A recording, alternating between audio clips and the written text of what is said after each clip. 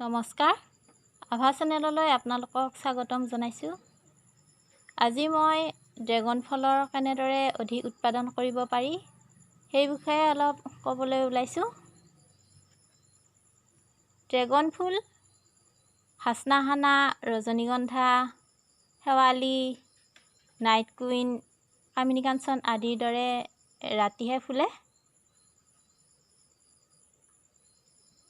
সন্ধিয়াৰ পৰা ইয়াৰ পাহবোৰ বিকশিত হৈ নিশা 10 বজালৈ এপাহ সুন্দৰ পূৰ্ণ ফুললৈ ৰূপান্তৰিত হয় আৰু গোটেই নিশা এই ফুলপাহ ফুলি ৰাতিপুৱা 7 বজাৰ পৰা ইয়াৰ মৰহি যাবলৈ আৰম্ভ কৰে।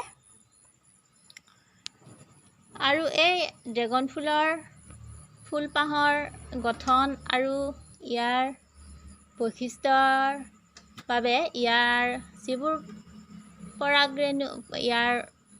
পৰাগযোগ হোৱাটো কঠিন যেন লাগে, কাৰণ ইয়াৰ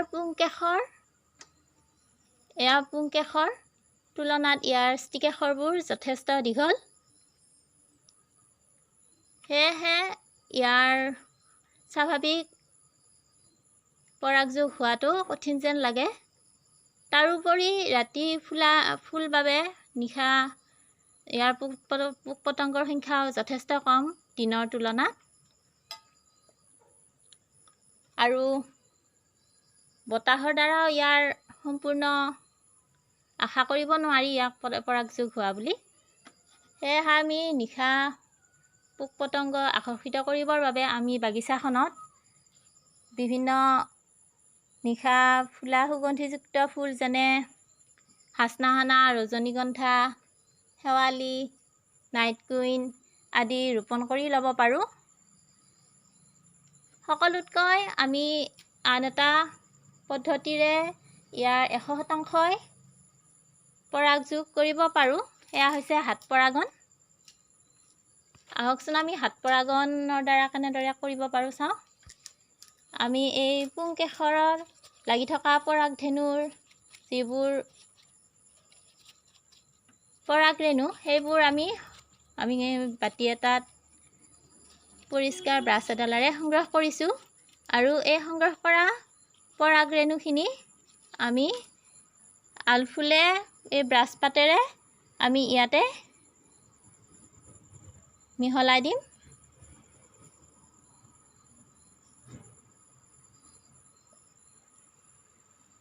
আৰু এনেদৰে ইয়াৰ পৰাগযোগ 100% নিশ্চিত বুলি ধৰিব পাৰোঁ।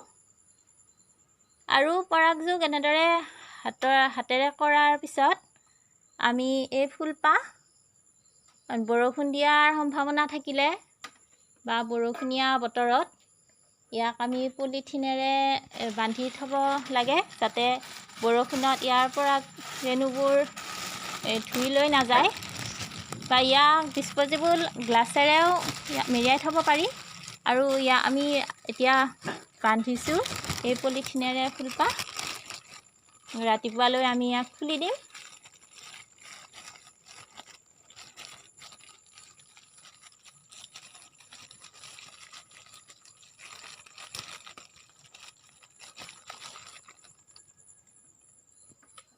এই ড্ৰেগন ফলৰ সাধাৰণতে এপ্ৰিলৰ পৰা অক্টোবৰলৈ ইয়াৰ ফুল-ফল আৰম্ভ হয়, ফুল-ফল লাগি থাকে।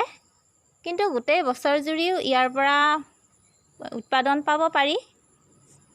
তাৰ বাবে ইয়াতে LED লাইট জ্বলাই লৈ পোহৰ যোগান ধৰিলে গছজোপাত যথেষ্ট গোটেই বছৰ জুৰি উৎপাদন পায়। যিহেতু ড্ৰেগন গছ পোহৰ সংবেদী, এনেদৰে গছৰ পৰা ড্ৰেগন ফলৰ যথেষ্ট উৎপাদন পাব পৰা যায়। আজিৰ ভিডিঅ'টি চাই আপোনালোকে ভাল পালে লাইক, শ্বেয়াৰ, কমেণ্ট কৰিব। আৰু এনেধৰণৰ ভিডিঅ'বোৰ পাবৰ বাবে মোৰ চেনেলটো ছাবস্ক্ৰাইব কৰি থ'ব। আজিলৈ ইমানতে সামৰণি মাৰিছোঁ। ধন্যবাদ।